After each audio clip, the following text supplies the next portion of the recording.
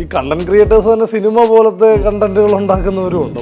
ഞാനൊക്കെ ഒരു DSLR കാലഘട്ടത്തിൻ്റെ പ്രോഡക്റ്റാണ് സത്യം പറഞ്ഞത്. നമുക്ക് പറയാനുള്ള ആശയവും നമുക്ക് പറയാനുള്ള അവതരണ രീതി നമ്മളെങ്ങനെയാണ് പറയുന്നത് അല്ലെങ്കിൽ എന്താണ് പറയുന്നത് എന്നൊക്കെ ഉള്ളതിനെ അടിസ്ഥാനമാക്കിയിരിക്കും അത് ഓഡിയൻസിലുണ്ടാക്കുന്ന ഇമ്പാക്ട്. എന്ന് പറയുന്നത് മറ്റൊരു ബുദ്ധിയാണത്. അത് നമുക്കൊരു ഒരു അസിസ്റ്റിംഗ് ബ്രെയിനാണ് ഒരു പ്രൊഡക്റ്റ് ഡിസൈൻ ചെയ്യുന്ന ആൾ. അയാളും ക്രിയേറ്റീവായേ പറ്റത്തുള്ളൂ. ഏറ്റവും നല്ലൊരു ഒരു പെപ്സിയുടെ ക്യാൻ ഉണ്ടാക്കുന്ന സമയത്ത് ആ ക്യാൻ കയ്യിൽ കറക്റ്റായിട്ട് ഇരിക്കുക, അല്ലെങ്കിൽ അതിൻ്റെ യൂസർ ഫ്രണ്ട്ലി ആയിരിക്കുക. ബേബീസ് ഷൂട്ടിനൊക്കെ മുന്നേ ബേബീസ് ഉള്ള വീട്ടിലൊക്കെ പോയിട്ട് ഇരിക്കുമായിരുന്നു 4-5 മണിക്കൂർ. ഹായ് നമസ്കാരം, ഞാൻ ശ്രേയസ് ശ്യാം. ഇന്നിൻ്റെ ഇവിടെ ജോയിൻ ആയിരിക്കുന്നത് ഗോകുലസ് പിള്ളയാണ്. അദ്ദേഹം ഒരു ആഡ് ഫിലിം മേക്കറും റൈറ്ററുമാണ്. സ്റ്റോറി ടെല്ലേഴ്സ് യൂണിയൻ എന്ന AI ഫിലിം മേക്കിങ്ങിൽ ഫോക്കസ് ചെയ്യുന്ന സ്ഥാപനത്തിൻ്റെ ഫൗണ്ടറും കൂടിയാണ്. വെൽക്കം ഗോകുലേട്ട. അപ്പോൾ ആദ്യമേ തന്നെ എനിക്ക് ഈ ഇൻ്റർവ്യൂ എടുക്കാൻ ചാൻസ് തന്നെ താങ്ക് യു. എൻ്റെ ആദ്യത്തെ ചോദ്യം, ഇതുവരെയുള്ള ജേർണി സോഫാർ, ലൈക്ക് അത് എങ്ങനെയുണ്ട് ആ ജേർണി? ലൈക്ക് ഇപ്പോൾ ഒത്തിരി ആഡ് ഫിലിം മേക്കിംഗ് ചെയ്തിട്ടുണ്ട്. അതിനുശേഷം പിന്നീട് AI ഫിലിം മേക്കിംഗ് സ്റ്റാർട്ട് ചെയ്തു. പിന്നീട് ഇപ്പോൾ ഈ അടുത്ത് വന്ന കേരള ലിറ്ററേച്ചർ ഫെസ്റ്റിവലിലും ബെന്യാമിൻ സാറിൻ്റെയൊക്കെ കൂടെ ഒരേ പാനലിൽ ഇരിക്കുകയുണ്ടായി. അപ്പോൾ ആ ഒരു എക്സ്പീരിയൻസ് എങ്ങനെയുണ്ടായിരുന്നു? വളരെ നല്ല എക്സ്പീരിയൻസ് ആയിരുന്നു. കാര്യം നിങ്ങളെപ്പോലെ എനിക്ക് തോന്നുന്നു നിങ്ങളൊക്കെ മാസ്കോം മീഡിയ തന്നെ പഠിച്ചുകൊണ്ടിരിക്കുന്ന കുട്ടികളാണ്. അപ്പോൾ എന്നെ സംബന്ധിച്ചിടത്തോളം ഞാനൊരു BTech ഗ്രാജുവേറ്റാണ്. അപ്പോൾ അത് കഴിഞ്ഞ് ഉറപ്പായിട്ടും ഈ പറഞ്ഞ പോലെ BTech റിലേറ്റഡ് ജോലിക്കൊന്നും പോകാതിരുന്നതിൻ്റെയും പിന്നെ ഈ പറഞ്ഞ പോലെ കോളേജ് പകുതി വഴിക്ക് നിർത്തിപ്പോകുന്നതിൻ്റെ എല്ലാം പ്രഷറുണ്ടായിരുന്നു. പക്ഷേ ഈ പറഞ്ഞ കാര്യങ്ങൾ വലിയ കുഴപ്പമില്ലാത്ത രീതിയിൽ എങ്ങനെയൊക്കെ ഓടിയെത്തി. അതുകൊണ്ട് തന്നെ നല്ല നമ്മളെ ഒത്തിരി ആഗ്രഹിച്ച് ചെയ്യുന്നതായതുകൊണ്ടുള്ള ഓരോന്ന് നടക്കുമ്പോൾ ഉള്ള സന്തോഷമുണ്ടല്ലോ, പാഷൻ ഫോളോ ചെയ്യുമ്പോൾ കിട്ടുന്നൊരു സന്തോഷമുണ്ടല്ലോ. അപ്പോൾ അത് തീർച്ചയായിട്ടും ഉണ്ടായിട്ടുണ്ട്. പിന്നെ ഈ പറഞ്ഞ പോലെ ഭയങ്കര എന്താ പറയുക, ഭയങ്കര ഗ്രാഫാണ്. ഈ പറഞ്ഞ പോലെ കയറി ഇറങ്ങി. പിന്നെ എൻ്റെ കൂടെ വർഷങ്ങളായിട്ടുള്ളവരുണ്ട്. ഇപ്പോൾ നമ്മുടെ ടീം മൊത്തത്തിൽ അങ്ങനെ ചെറുപ്പം തൊട്ടേ ഉള്ള ഷോർട്ട് ഫിലിമൊക്കെ പിടിച്ച് നടന്നിട്ടുള്ള ഫ്രണ്ട്സ് ഗ്യാങ്ങാണ്. അപ്പം അവരെല്ലാവരും അങ്ങനെ തന്നെ കട്ടക്കൊക്കെ നിന്നത് കൊണ്ടാണ് നമ്മുടെ പരിപാടികളൊക്കെ വലിയ കുഴപ്പമില്ലാതെ പോയത്. അപ്പം വളരെ നല്ലൊരു അനുഭവമായിരുന്നു. ഇതെപ്പോഴും ഒരു ലൈക്ക് ഈ പറയുന്ന ഹൈ ആൻഡ് ലോ ഉണ്ടാവുന്ന ഒരു ജോബ് കൂടിയാണ് മീഡിയ എന്ന് പറയുമ്പോൾ. അപ്പോൾ ഫാമിലിയിൽ നിന്ന് ഈ പറയുന്ന പോലെ പ്രഷർ? അങ്ങനെ വലിയ പ്രശ്നം എൻ്റെ വീട്ടിൽ നിന്ന് ഉണ്ടായിട്ടില്ല.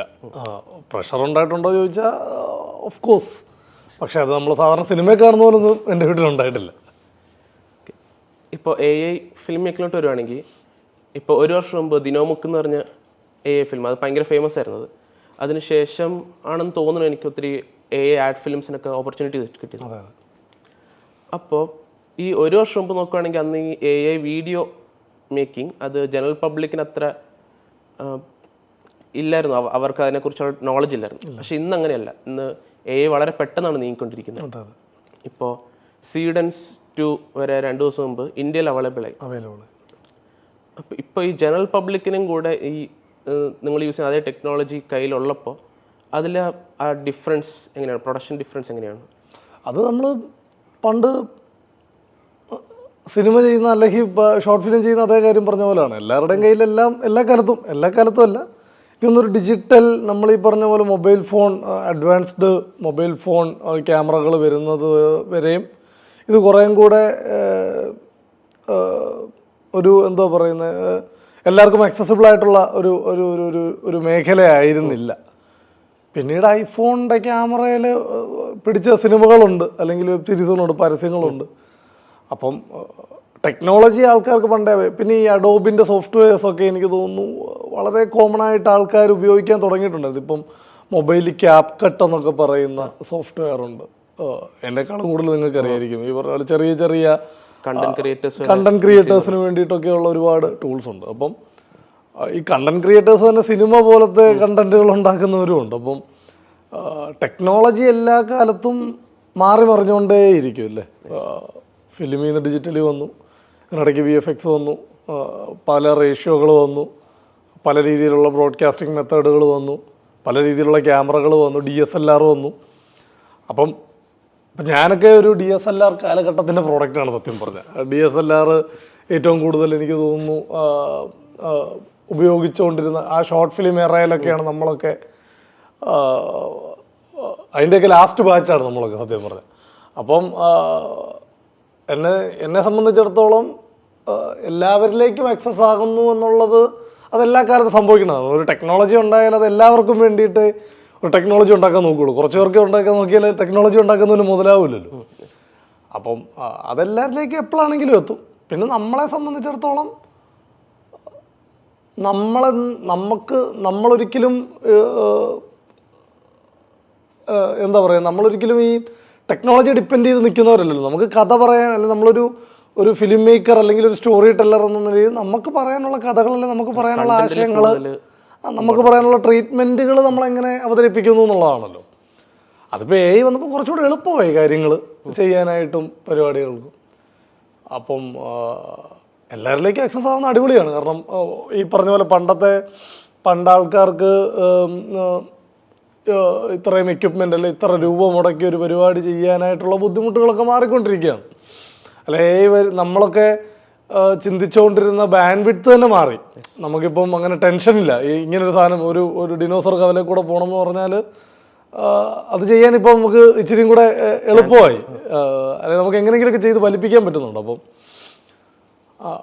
അതുകൊണ്ട് എനിക്ക് തോന്നില്ല, ഇപ്പം ദിനോസറിൻ്റെ ആ വീഡിയോ എന്ന് പറഞ്ഞാൽ അതിനകത്തൊരു എയർലി മൂവർ അഡ്വാൻറ്റേജ് നമുക്ക് കിട്ടിയിട്ടുണ്ട്. സത്യമാണ്. അത് ഈ പറഞ്ഞ പോലെ ആദ്യം അങ്ങനെ ആരും എന്താണ് എന്ന് പറഞ്ഞ് പേടിച്ച് നിൽക്കുന്ന സമയത്താണ് നമ്മളങ്ങനെ ഒരു സംഭവം ചെയ്തത്.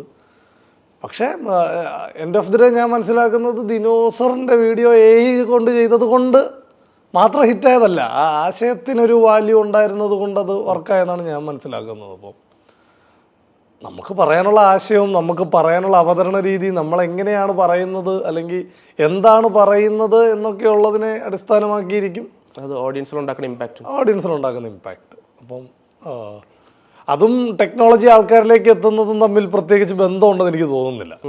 എത്തുന്നത് നല്ലതല്ലേ? അപ്പോൾ കൂടുതൽ ആൾക്കാർക്ക് പറയാനുണ്ടെങ്കിൽ അവർക്കെല്ലാം പറയാം. അത്ര ഇപ്പോൾ ഈ പ്രൊഡക്ഷനിൽ കുറച്ചുകൂടെ ഈസി ആക്കുമെന്ന് പറഞ്ഞു AI. എല്ലാവരും പറയുന്നൊരു AI ഒരു ടൂളായിട്ട് ഉപയോഗിക്കാം. അപ്പം അത് ഈ പറയുന്ന നമുക്ക് എന്താ ആശയം ഉണ്ടെങ്കിലും അത് നമുക്ക് നേടിയെടുക്കാൻ പറ്റും എന്നുള്ളത്. പക്ഷെ അതിൽ ഇപ്പോൾ ചേട്ടനൊരു വളരെ കാലം ആഡ് ഫിലിം ഡയറക്റ്റ് ചെയ്തുകൊണ്ടിരുന്ന ആളപ്പോൾ ഈ ട്രഡീഷണൽ ഫിലിം മേക്കിംഗ് നിന്നും പിന്നീട് ഈ ആഡ് ഫിലിമിലോട്ട് വരുമ്പോൾ അവിടെ പ്രൊഡക്ഷനിൽ അത് ക്രിയേറ്റീവ് പ്രോസസ്സിലുണ്ടാകുന്ന വ്യത്യാസം എന്തൊക്കെയാണ്? മറ്റേത് ഓടി നടന്ന് ചെയ്യായിരുന്നു, ഇപ്പോൾ എല്ലാവരും കൂടെ ഒരു ടേബിളിന് ചുറ്റും ഇരുന്ന് ചെയ്യണം. അതൊരു മേജർ വ്യത്യാസമാണ്. അല്ലാതെ ഒരുപാട് വ്യത്യാസങ്ങളുണ്ട്. കാരണം നമ്മൾ കുറച്ചുകൂടെ, അതായത് നമ്മുടെ കൂടെ വേറൊരു ക്രിയേറ്ററൂടെ ഉള്ളതുപോലെയാണ് ഇത് ശരിക്കും. AI എന്ന് പറയുന്നത് മറ്റൊരു ബുദ്ധിയാണത്. അത് നമുക്ക് ഒരു അസിസ്റ്റിംഗ് ബ്രെയിനാണത് സത്യം പറഞ്ഞത്. എല്ലാ കാര്യങ്ങളിലും അതിന് ആ ഒരു ബുദ്ധിവികാസം ഇല്ലെങ്കിൽ പോലും കുറേ കാര്യങ്ങളിൽ ചിലപ്പോൾ നമ്മൾ കാണുന്നതിലും ബെറ്റർ ഒരു ഔട്ട്പുട്ട് തരാൻ നമ്മളെ ഹെൽപ്പ് ചെയ്യാറുണ്ട്. ഇപ്പോൾ നമുക്ക് ഇമാജിൻ നമ്മളിപ്പോൾ ഒരു സീക്വൻസ് എടുക്കണം, നമ്മൾ രണ്ടുപേരോട് ഇങ്ങനെ ഇരിക്കുന്നു, അതിൻ്റെ ഒരു 9 ആംഗിളിൽ നിന്നുള്ള സംഭവം ചെയ്യണം. നമ്മൾ 9 ക്യാമറകൾ വെക്കണം, അല്ലെങ്കിൽ 2 ക്യാമറ ഉണ്ടെങ്കിൽ 2 ക്യാമറകളെ ഈ പറഞ്ഞ പോലെ ഇത്ര റൗണ്ട് 9 ടേക്ക് എടുക്കാൻ എത്ര റൗണ്ട് പോകണം. AI ഒരു ഷോട്ട് കാണിച്ച് അതിൻ്റെ 9 ഡിഫറെൻറ്റ് ആംഗിൾ തരാൻ പറഞ്ഞാൽ നമുക്ക് ഇമ്മീഡിയറ്റ്ലി അതിൻ്റെ റിസൾട്ട് കാണാൻ കഴിയുകയും അതിൽ കൊള്ളാവുന്നത് നമ്മുടെ ട്രീറ്റ്മെൻറ്റുമായിട്ട് അനുയോജ്യമായ ഷോട്ട് മാത്രം നമുക്ക് പിക്ക് ചെയ്താലും മതിയാവും. അതുപോലല്ല മറ്റേത് എല്ലാ തവണ നമ്മൾ വെച്ച് നോക്കി ഷൂട്ട് ചെയ്തെടുക്കുമെന്ന് പറയുമ്പോൾ വലിയൊരു ടൈം കൺസംഷനാണത്. അപ്പോൾ ഇതൊരു വലിയ അഡ്വാൻറ്റേജ് ആണ്. നമ്മളിത് നേരത്തെ തന്നെ നമുക്കിത് ഒരു പ്രീ പ്രൊഡക്ഷൻ സ്റ്റേജിൽ തന്നെ നമുക്ക് വേണമെങ്കിൽ കാണാം, നമുക്ക് വേണമെങ്കിൽ അറിയാം ഇതായിരിക്കും ഇതിൻ്റെ ഇമ്പാക്റ്റ്, ഈ ഷോട്ടിന് ഇമ്പാക്റ്റ് ഇതായിരിക്കും. മോക്ക് ഷോട്ടുകൾ നമുക്ക് ചെയ്ത് നോക്കാം. അപ്പോൾ ആ രീതിയിൽ AI വർക്ക് ഫ്ലോയെ ഒന്നുകൂടെ എന്താ പറയുക, നമുക്ക് മണി ആൻഡ് ടൈം മാനേജ്മെൻറ്റിന് ഒരു ഷൂട്ട് ഒരു ലൈവ് ആക്ഷൻ സെറ്റിൽ സഹായിക്കുമെന്ന് എനിക്ക് തോന്നിയിട്ടുണ്ട്. എൻ്റെ ഷൂട്ടുകളിൽ സഹായിച്ചിട്ടുണ്ട്. പിന്നെ ക്രിയേറ്റീവ് പ്രോസസ്സിലെ വ്യത്യാസം എന്ന് പറഞ്ഞാൽ ഞാൻ മുമ്പ് പറഞ്ഞതുപോലെ ഇതൊരു ഇപ്പോൾ ഒരു ക്യാമറ ഡീൽ ചെയ്യുന്നത് പോലല്ലല്ലോ നമ്മൾ എ ഡീൽ ചെയ്യുന്നത്. നമ്മൾ എയുടെ ഒരു ആവശ്യം പറയുകയും ആ ആവശ്യത്തിന് അതിൽ റെസ്പോണ്ട് ചെയ്യുകയും ഒക്കെ ചെയ്യുന്ന രീതിയിലാണ് ഇതിൻ്റെ പരിപാടി നടക്കുന്നത്. അപ്പോൾ ആൾക്കാർക്ക് കുറച്ചുകൂടെ എനിക്ക് തോന്നുന്നു ഇതിൻ്റെ ഒരു ഔട്ട്പുട്ട് മനസ്സിലാക്കാനും അല്ലെങ്കിൽ നമ്മൾ നമ്മുടെ ഒരു ഈ എ ഐ തരുന്നതിനനുസരിച്ച് കുറച്ച് ഇംപ്രവൈസ് ചെയ്യാനും അങ്ങനെയൊക്കെയുള്ള പരിപാടി ചെയ്യും. നമ്മളൊരു ലോക്ക്ഡ് സ്ക്രിപ്റ്റിനപ്പുറം എ ഐയും കൂടെ തരുന്നതിനനുസരിച്ച് നമ്മൾ ചിലപ്പോൾ സ്ക്രിപ്റ്റിനെ ഇംപ്രവൈസ് ചെയ്ത് പരിപാടികൾ ചെയ്യലും അങ്ങനെയൊക്കെയുള്ള കുറച്ച് വ്യത്യാസങ്ങൾ വേണ്ടി വരുന്നു. ഇൻഡീഡ് ക്രിയേറ്റീവ് പ്രോസസ്സ് എനിക്ക് തോന്നുന്നു അതെന്നും ക്രിയേറ്റീവ് പ്രോസസ്സ് തന്നെയാണ്. അതിനകത്തൊന്നും ഇത് ഹ്യൂമൻ ഡ്രിവണായിട്ട് നടക്കുമ്പോഴേ അതിൻ്റെതായ ഒരു ഭംഗിയുള്ളൂ. അല്ലെങ്കിൽ അതെന്നും ഒരു സിന്തറ്റിക് പ്രോഡക്റ്റായിട്ട് തന്നെ ഇരിക്കുന്നു എന്നാണ് ഞാൻ വിശ്വസിക്കുന്നത്. അപ്പം ആ ഹ്യൂമൻ ക്രിയേറ്റിവിറ്റി ഓരോ കാലത്തും ഇപ്പം ഫിലിമിൽ ഷൂട്ട് ചെയ്യുന്ന സമയത്ത് എടുത്തിരുന്ന എഫേർട്ട് കുറഞ്ഞു ഡിജിറ്റലിലേക്ക് വന്നപ്പോൾ. ആ എഫേർട്ട് വീണ്ടും കുറയുന്നു as in technology wise, tool wise നമുക്ക് കുറയും. പക്ഷെ മനുഷ്യൻ്റെ ബുദ്ധി അങ്ങനെ തന്നെ, ചിന്തകൾ അങ്ങനെ തന്നെ മുന്നോട്ട് പോകേണ്ടി വരും. ഇപ്പോൾ ചേട്ടൻ്റെ കൂടെ കുറച്ചൊരു ഇരിക്കുമെന്ന് പറഞ്ഞു ടേബിളിൽ ഇങ്ങനെ പ്രോംപ്റ്റ് ചെയ്യാനൊക്കെ. അപ്പോൾ ഇത് എത്ര പേര് കാണും? ഇപ്പോൾ ഒരു 1 minute അഡ്വർടൈസിങ് വീഡിയോ? അത് ഡിപ്പെൻഡിങ് ഓൺ ദ പ്രോജക്റ്റ് ആണ്. ടൈം ലൈൻ ഒക്കെ പോലെ ഇരിക്കും. ഇപ്പോൾ കുറച്ച് സമയം ഉണ്ടെങ്കിൽ നമ്മൾ 3-4 പേരൊക്കെ മാത്രം ഇരുന്ന് ചെയ്ത് തീർക്കാറുണ്ട്. 3-4 പേര് പ്രോംപ്റ്റ് ചെയ്യുമ്പോൾ അതിൽ കൺസിസ്റ്റൻസി എങ്ങനെയാണ് കീപ്പ് ചെയ്യുന്നത്? അതിൻ്റെ ഒരു ടെക്നിക്കലി പറഞ്ഞാൽ എന്താണെന്ന് വെച്ചിട്ടുണ്ടെങ്കിൽ എല്ലാവരുടെയും പ്രോംപ്റ്റ് ജനറേറ്റ് ചെയ്യപ്പെടുന്ന ഒരു GPT-യിൽ നിന്നായിരിക്കും, ഒരു LLM നിന്നായിരിക്കും. അപ്പോൾ ആ LLM ബേസിക്കലി ട്രെയിൻഡ് ആയിരിക്കും. ഇന്ന പരസ്യമാണ് നമ്മൾ ചെയ്യുന്നത്, അതിൻ്റെ ഒരു മെയിൻ കീ തിങ്സ് എല്ലാം നമ്മൾ ഓൾറെഡി ഡിഫൈൻ ചെയ്ത് വെച്ചിട്ടുണ്ടാവും. അത് തന്നെയായിരിക്കും എല്ലാവരും റൺ ചെയ്യുന്നത്. അവനവന് വേണ്ട ഷോട്ടിൻ്റെ സ്ട്രക്ചർ മാത്രം മാറ്റിക്കൊണ്ട്, അല്ലെങ്കിൽ അവൻ ഓരോരുത്തർ ജനറേറ്റ് ചെയ്യുന്ന ഷോട്ടിന് വേണ്ട ന്യൂആൻസുകൾ മാത്രം മാറ്റിക്കൊണ്ട് ഈ പരസ്യത്തിൻ്റെ എക്സാക്റ്റ് ട്രീറ്റ്മെൻറ്റും ഫ്രെയിം വർക്കും ഉള്ള പ്രോംപ്റ്റുകളായിരിക്കും എല്ലാവരും ജനറേറ്റ് ചെയ്തുകൊണ്ടിരിക്കുന്നത്. ഇപ്പം ഡിപ്പെൻഡിങ് ഓൺ ദ പ്രോജക്റ്റാണ്. ഇപ്പം പരസ്യമൊക്കെ വരുമ്പോൾ നമ്മളിപ്പം മോസ്റ്റ്ലി നമ്മുടെ DOPമാർ, നമ്മുടെ കൂടെ ലൈവിലുണ്ടായിരുന്ന DOPമാർ, അല്ലെങ്കിൽ കോസ്റ്റ്യൂം ചെയ്തുകൊണ്ടിരുന്ന ആർട്ട് ഡയറക്ടർ, അവരൊക്കെ തന്നെ വന്നിരുന്നാണ് ഇതൊന്ന് ഫൈനലി ചെയ്യുന്നത്. അവർ നോക്കിയിട്ട് അതിൻ്റെ ഈസ്തറ്റിക് വാല്യൂ പക്കയാണെന്ന് മനസ്സിലാക്കിയതിന് ശേഷമായിരിക്കും അത് പ്രൊസീഡ് ചെയ്യുന്നത്. അപ്പം നമ്മളെ സംബന്ധിച്ചിടത്തോളം എത്ര പേരിരിക്കുന്നു എന്നുള്ള ചോദ്യം, നമ്മളിപ്പോൾ ഒരു പരസ്യത്തിൽ വർക്ക് ചെയ്യുമ്പോൾ 50 പേര് 60 പേരുടെ സെറ്റിൽ HODമാർ തന്നെ കാണുമല്ലോ, ഒരു 10 പേര് 12 പേരെങ്കിലും കാണും. അത്രയും പേരൊക്കെ തന്നെ മോസ്റ്റ്ലി ഒരു പ്രോജക്റ്റിൽ ഇൻവോൾവ് ആയിരിക്കും. പിന്നെ ഡിപ്പെൻഡിങ് ഓൺ ഇപ്പോൾ ഒരു കോണ്ടന്റ് സോണിലൊക്കെ ഉള്ളതാണെങ്കിൽ ഒരു ഡയറക്ടറും ബാക്കി ജനറലിസ്റ്റുമാരും കൂടെ ഒക്കെ ഇരുന്നിട്ട് എല്ലാം കൂടെ ചെയ്ത് തീർക്കാറുണ്ട്. പ്രൊജക്ട് സൈസ് അനുസരിച്ചാണ് എത്ര പേരുണ്ടാവും എന്നൊക്കെ ഉള്ളത് തീരുമാനിക്കുന്നത്. ഇപ്പോൾ ഒരു ഫെസ്റ്റിവൽ അടക്കം വരുമ്പോൾ നമ്മളതിൽ കൂടുതൽ ഫോക്കസ് ചെയ്യുന്ന ഇമോഷൻസ് ആണല്ലേ, ഇമോഷൻസും കൾച്ചറും ആണ്.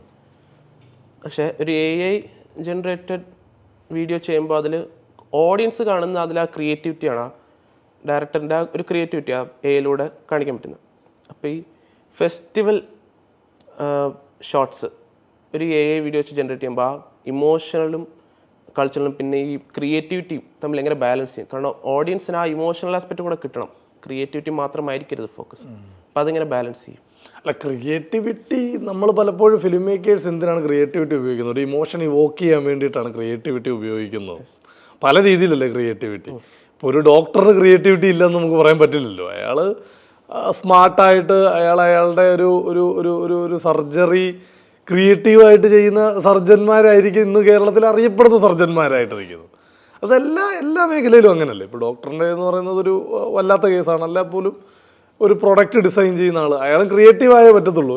ഏറ്റവും നല്ലൊരു ഒരു പെപ്സിയുടെ ക്യാൻ ഉണ്ടാക്കുന്ന സമയത്ത് ആ ക്യാൻ കയ്യിൽ കറക്റ്റായിട്ട് ഇരിക്കുക, അല്ലെങ്കിൽ അതിൻ്റെ യൂസർ ഫ്രണ്ട്ലി ആയിരിക്കുക, അതിൽ നിന്ന് കുടിക്കുമ്പോൾ താഴെ പോകാതിരിക്കുക, ഇതൊക്കെ ഒരാൾ ഒരു മാസ്റ്റർ മൈൻഡ് ഇരുന്നത് ആലോചിച്ച് അയാളുടെ ഒരു ക്രിയേറ്റീവ് പ്രോസസ്സിന് ശേഷമാണ് നമുക്കത് പ്രൊഡക്റ്റായിട്ട് കിട്ടുന്നത്. അപ്പം ക്രിയേറ്റിവിറ്റി ഫിലിം മേക്കേഴ്സിനെ സംബന്ധിച്ചിടത്തോളം ഒരു ഇമോഷൻ ഇവോക്ക് ചെയ്യാനാണ് ഉപയോഗിക്കുന്നത് എന്നുള്ളതാണ് എന്നെ സംബന്ധിച്ചിടത്തോളം മനസ്സിലാവുന്നത്. അത് എന്ത് തരത്തിലുള്ള ഇമോഷനാവും? അയ്യോ ക്രിയേറ്റിവിറ്റി എന്ന് പറയുന്നതല്ല ക്രിയേറ്റിവിറ്റി.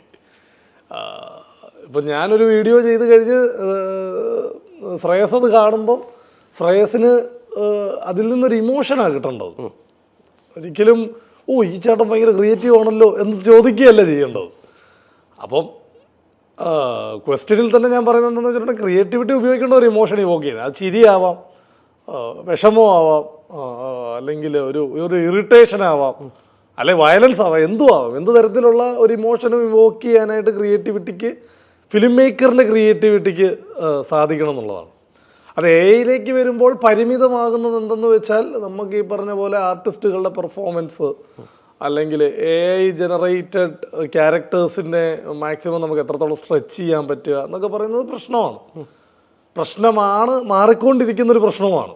അപ്പോൾ നമുക്ക് എന്നാൽ പോലും ഞാൻ വിചാരിക്കുന്നത് ഒരു പെർഫെക്റ്റ്ലി ലാൻഡ് ചെയ്യുന്നൊരു ഇമോഷൻ ആൾക്കാർ തന്നെ നേരിട്ട് എത്ര സിന്തറ്റിക്കായിട്ട് നമ്മൾ ചെയ്താൽ ശരിയാവുമെന്ന് എനിക്ക് തോന്നുന്നില്ല. AI ക്യാരക്ടറിനെ മാത്രം വെച്ച് നമ്മൾ എത്ര പെർഫോം ചെയ്യിപ്പിച്ചാലും ആൾക്കാർക്ക് എപ്പോഴും കാണുന്ന ക്യാരക്ടറിൽ എന്തെങ്കിലും ഫ്രഷായിട്ട് കിട്ടിയില്ല എങ്കിൽ ആൾക്കാർ ഒരിക്കലും അയാളുമായിട്ട് കണക്ട് ചെയ്യില്ല. നമുക്ക് കണ്ട ഒരു കരച്ചിലിനെ വീണ്ടും വീണ്ടും കണ്ടുകൊണ്ടിരുന്ന നമുക്ക് കരച്ചിൽ വരില്ല. ഇന്ന് ശ്രേയസ് കരയുന്നത് പോലെ നാളെ മറ്റന്നാളും അതിൻ്റെ അടുത്ത ദിവസം ശ്രേയസ് കരഞ്ഞുകൊണ്ടിരുന്നാൽ നമ്മളെല്ലാവരും ഇവനെന്തിനാണ് ഈ കരഞ്ഞുകൊണ്ടിരിക്കുന്നതെന്ന് ചോദിക്കത്തുള്ളൂ. അപ്പം ഓരോ ദിവസം എന്നല്ല, ഓരോ ക്യാരക്ടറിനെ കാണുമ്പോൾ അല്ലെ ഓരോ പെർഫോമൻസ് കാണുമ്പോൾ അതിൻ്റെതായ വ്യത്യാസങ്ങളുണ്ടെങ്കിൽ മാത്രമേ ആൾക്കാരതിനെ അംഗീകരിക്കത്തുള്ളൂ. അല്ലെങ്കിൽ നമ്മൾ ഈ മുമ്പ് പറഞ്ഞ പോലെ നമ്മൾ ചെയ്യുന്ന വർക്ക് കൊണ്ട് ഒരാളൊരു ഇമോഷൻ ഇവോക്ക് ചെയ്യത്തുള്ളൂ. അപ്പം again coming back to the question, ഈ പറഞ്ഞ പോലെ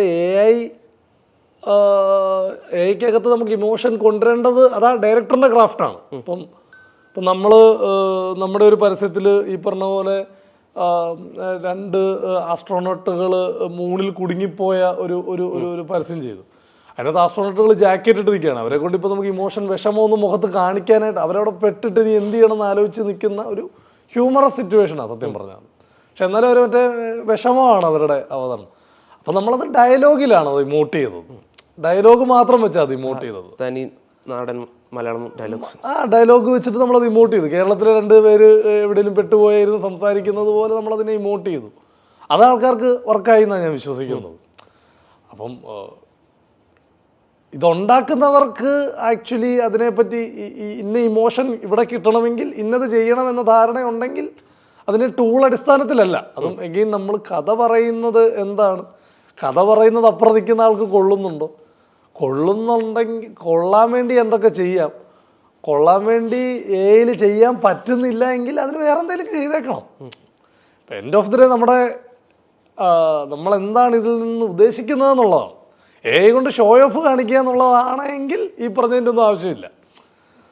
ഒരു ഇമോഷൻ പറയാനാണ് ശ്രമിക്കുന്നതെങ്കിൽ അത് ആ ക്രാഫ്റ്റ്സ്മാൻ അതിൻ്റെ പിന്നിൽ പ്രവർത്തിക്കുന്നവരുടെ തലച്ചോറ് പോലിരിക്കും. അതാണ് ഇപ്പോൾ ചേട്ടൻ്റെ ചെയ്തിട്ടുള്ള ആഡ്സ് നോക്കുകയാണെങ്കിൽ ഇപ്പോൾ ഗൈഡ് വയറിൻ്റെ ഒരു ആഡ് ഉണ്ടായിരുന്നു, ഒരു ടൈഗർ ലെപ്പേർഡ്സ് ഓഫീസിൽ. യെസ്, ലെപ്പേർഡ്സ് ഓഫീസിൽ. അപ്പോൾ അത് മോഷൻ ക്യാപ്ചർ ആയിരുന്നു. അത് ആക്ച്വലി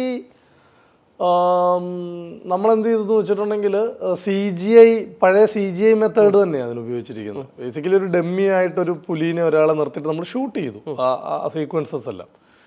എന്നിട്ട് നമ്മൾ ഈ ഒരു ഷൂട്ട് ചെയ്ത സീക്വൻസിനെ n നമ്പർ ഓഫ് സ്റ്റിൽസ് ആയിട്ട് കൺവേർട്ട് ചെയ്യും. എല്ലാ 1 സെക്കൻഡിൽ 2-3 ഇമേജസ് ആയിട്ട് കൺവേർട്ട് ചെയ്യും.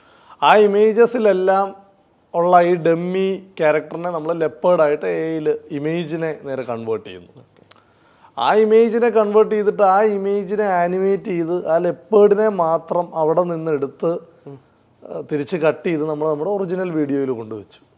അതിൻ്റെ കുറേ ട്രയൽ ആൻഡ് എറർ പ്രോസസ്സിലൂടെയാണ്, ഇതാണ് ഇതിൻ്റെ ഒരു ലാർജർ പ്രോസസ്സ്, എൻ്റെ ഒരു ട്രയൽ ആൻഡ് എറർ പ്രോസസ്സിലൂടെയാണ് അത് ചെയ്തു തീർത്തത്. ഇപ്പോൾ ഒരു ആഡ് സ്റ്റോറി ക്രിയേറ്റ് ചെയ്യാൻ വരുമ്പോൾ അത് AI ചെയ്യണോ അതോ ലൈവ് ആക്ഷൻ പോകണോ? നിങ്ങൾ ക്ലയൻ്റ് ആണോ അതോ? പൊതുവെ ക്ലയൻറ്റ് പറയും, പിന്നെ നമ്മൾ സജസ്റ്റ് ചെയ്യും. ഇത് കഥ കേൾക്കുമ്പോൾ നമുക്ക് തോന്നുമല്ലോ ഇത് ഷൂട്ട് ചെയ്താൽ നല്ലതാണോ, അല്ല ഇത് ഷൂട്ട് ചെയ്യേണ്ട ആവശ്യമില്ല, ഇത് AI ചെയ്യുന്നതാണോ ഇതെന്നുള്ളത് നമുക്ക് തോന്നും. പിന്നെ ബഡ്ജറ്റും അത് ഡിപ്പെൻഡിങ് ഓൺ, പലപ്പോഴും ഒരു ബ്രാൻഡ് ഒരു പരിപാടി ചെയ്യാനായിട്ട് വരുമ്പോൾ അവർക്ക് അവരുടേതായ ഒരു സ്ട്രാറ്റജിയും ഒരു ഒരു ആൾക്കാരുടെ ഇടയിൽ ഇത് ചെന്നാൽ ഇത് എങ്ങനെയായിരിക്കും ഇമ്പാക്റ്റ് ഉണ്ടാക്കാൻ പോകുന്നതെന്നുള്ളതിനൊക്കെ അവരുടെ മനസ്സിലൊരു നമ്പേഴ്സും അല്ലെ അതിനൊരു കാൽക്കുലേഷനൊക്കെ ഉണ്ടാവും. അപ്പം അതിനെ അടിസ്ഥാനമാക്കിയായിരിക്കും ബ്രാൻഡ്സ് എപ്പോഴും നമ്മുടെ അടുത്ത് ഒരു പരിപാടിയുമായിട്ട് വരുന്നത്.